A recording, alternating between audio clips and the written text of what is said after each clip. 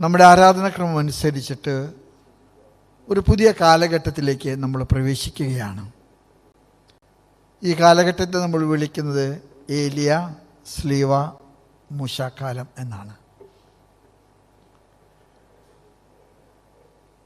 വളരെ പ്രസക്തമായിട്ടുള്ള ഒരു പ്രതീകമായിട്ട് എനിക്കത് തോന്നുന്നു.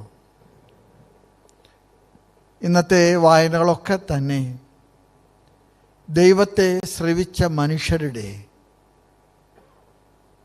പ്രതികരണങ്ങളാണ്. ആദ്യത്തെ വായനയിൽ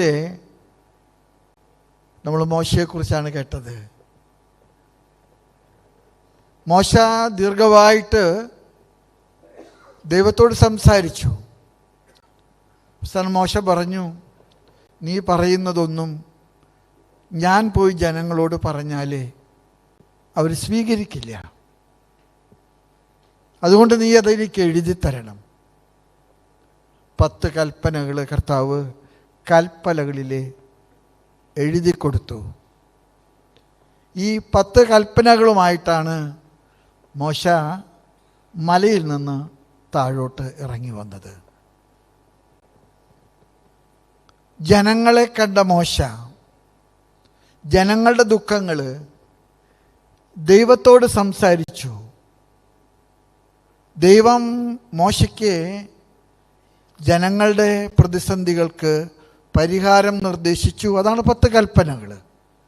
വഴിതെറ്റാതെ പോകാൻ അവർ സ്വീകരിക്കേണ്ട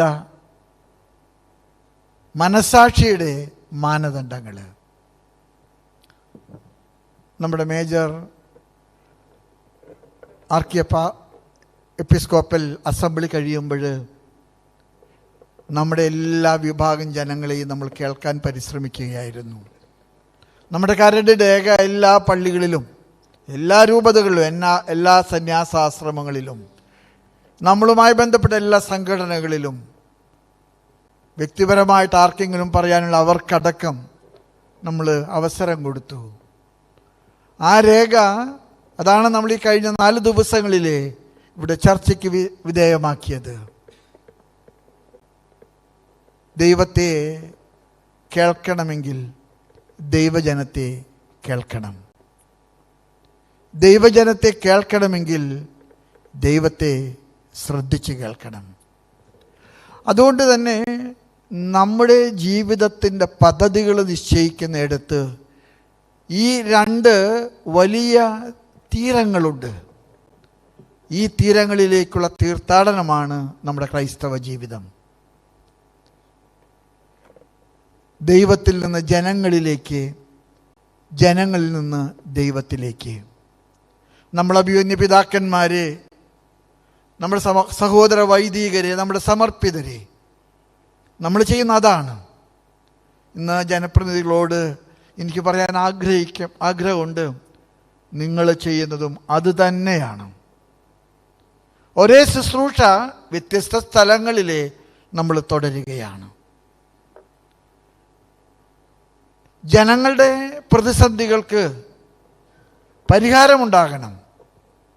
പക്ഷെ അത് ദൈവത്തിൻ്റെ പദ്ധതി അനുസരിച്ചായിരിക്കണം.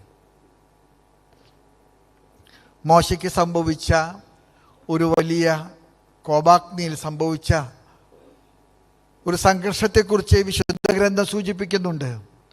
കൽപ്പലകളുമായിട്ട് മോശ താഴോട്ടിറങ്ങി വന്നപ്പോൾ കണ്ടത് കൽവിഗ്രഹങ്ങൾക്ക് ദൈവത്തിൻ്റെ സ്ഥാനം കൊടുത്ത് അതിന് ചുറ്റും നൃത്തം ചെയ്യുന്ന ജനങ്ങളെയാണ്. സഹിക്കാൻ കഴിയാത്ത മോശ ഇതെന്തിനെന്ന് ചോദിച്ചിട്ട് എറിഞ്ഞുടച്ചത് ദൈവം കൊടുത്ത കൽപ്പനകളാണ്. ചില ദൈവശാസ്ത്ര പണ്ഡിതന്മാർ പറയുന്നത് മോശയ്ക്ക് വാഗ്ദത്ത ഭൂമി മലയിൽ നിന്ന് കാണാനേ കഴിഞ്ഞുള്ളൂ, അങ്ങോട്ട് പ്രവേശിക്കാൻ ദൈവം അവസരം കൊടുത്തില്ല. അതിൻ്റെ പ്രധാനപ്പെട്ട കാരണം മോശയ്ക്ക് ഒരു ടേം എക്സ്റ്റെൻഡ് ചെയ്യാൻ ദൈവത്തിന് കഴിയാഞ്ഞിട്ടല്ല, കൽപ്പലകൾ ഉടച്ചു കളയാൻ നിനക്ക് അവകാശമില്ല. നീ അത് ചെയ്തതിൻ്റെ പേരിൽ നീ ദൈവത്തിൻ്റെ വാഗ്ദത്ത ഭൂമി കാണാതെ മലയിൽ നിന്ന് കണ്ട് അവസാനിപ്പിക്കുക. ഏലിയ ശ്ലീവ മൂശക്കാലത്ത് നമ്മൾ കടന്നു പോകുമ്പോൾ എനിക്ക് പറയാൻ ആഗ്രഹമുണ്ട്, ജനങ്ങളുടെ പ്രതിവിധികൾക്കെല്ലാം തന്നെ നമ്മൾ പരിഹാരം കാണണം. പക്ഷെ പരിഹാരത്തിന് ഞാനും നിങ്ങളും ദൈവത്തെ ശ്രദ്ധാപൂർവം കേൾക്കണം. ദൈവത്തെ മാറ്റി നിർത്തിക്കൊണ്ട് എന്തൊക്കെ പരിഹാരങ്ങളും പ്രതിവിധികളും നമ്മൾ കണ്ടെടുത്താൽ അതിന് ശാശ്വതമായിട്ടുള്ള ഒരു പരിഹാരം ആകുകയില്ല എന്ന് നമുക്ക് തിരിച്ചറിയാം. നമ്മുടെ സമുദായം, നമ്മുടെ സഭയും കടന്നു പോകുന്ന ഒരുപാട് പ്രതിസന്ധികളുണ്ട്. ഈ പ്രതിസന്ധികളിൽ പലപ്പോഴും നമ്മൾ ഒരുപക്ഷെ ലോകത്തിൻ്റെ മാനദണ്ഡത്തിൽ പരാജയപ്പെടാൻ കാരണമാകുന്നുണ്ടെങ്കിൽ കൽപ്പനകൾ ഉടച്ചു കളയാൻ നമ്മൾ സമ്മതിക്കാത്തതാണ്. ദൈവത്തിൻ്റെ കൽപ്പനകൾ എറിഞ്ഞുടച്ചിട്ട് എനിക്ക് ഒന്നും കിട്ടണ്ട എന്ന് വിശ്വസിക്കുന്ന ഒരു തലമുറ നമുക്കുണ്ട്. നമ്മുടെ സഭയുടെ ഏറ്റവും വലിയ കരുത്ത് അതാണ്, the quality of our faith life. നമ്മുടെ കാരണവന്മാരെ ഞാൻ ചിലപ്പോഴൊക്കെ ചിന്തിക്കാറുണ്ട്, അവർ ഒരു യൂണിവേഴ്സിറ്റിയിലും പോയി പഠിച്ചവരല്ല, പക്ഷെ അവർ ജീവിച്ച ഒരു ശൈലിയുണ്ട്. അതുകൊണ്ട് തന്നെ ഞങ്ങൾ മാർപ്പാപ്പയെ കണ്ടപ്പോൾ മാർപ്പാപ്പ പറഞ്ഞു, your methodology of catechesis is very fundamental and a model for the whole church. നിങ്ങളുടെ കാരണവന്മാരെ പ്രസംഗിച്ചുകൊണ്ടല്ല ജനങ്ങളെ മാനസാന്തരപ്പെടുത്തിയത്, കുടുംബത്തെ നവീകരിച്ചത് ദൈവത്തെ കേട്ടുകൊണ്ട്, ദൈവത്തിൻ്റെ ഇഷ്ടം ജനങ്ങളോട് പകർന്നു കൊടുത്തുകൊണ്ട്. സ്നേഹമുള്ള എൻ്റെ സഹോദരരെ, നമ്മൾ ഈ അസംബ്ലി അവസാനിപ്പിക്കുമ്പോൾ ദൈവത്തെ കേട്ടവരാകാം, നമ്മുടെ ജനത്തെ കേട്ടവരാകാം. പക്ഷെ നമുക്ക് പോകേണ്ട വഴികളിലെ നമ്മളെ വഴി നടത്തേണ്ടത് ദൈവത്തിൻ്റെ പ്രമാണങ്ങളും ദൈവത്തിൻ്റെ പദ്ധതികളുമാണ്. അത് ഉടച്ചു കളഞ്ഞുകൊണ്ട് ഷോർട്ട് കട്ടുകൾ എടുക്കാനുള്ള നമ്മുടെ സമൂഹത്തിൻ്റെ പരിശ്രമം ഒരുപക്ഷെ നമുക്ക് സാമ്പത്തികമായിട്ട് നേട്ടങ്ങൾ ഉണ്ടാക്കിയേക്കാം, നമുക്ക് ചിലപ്പോൾ വലിയ ചക്രവാളങ്ങൾ ലൗകികമായിട്ട് തന്നേക്കാം.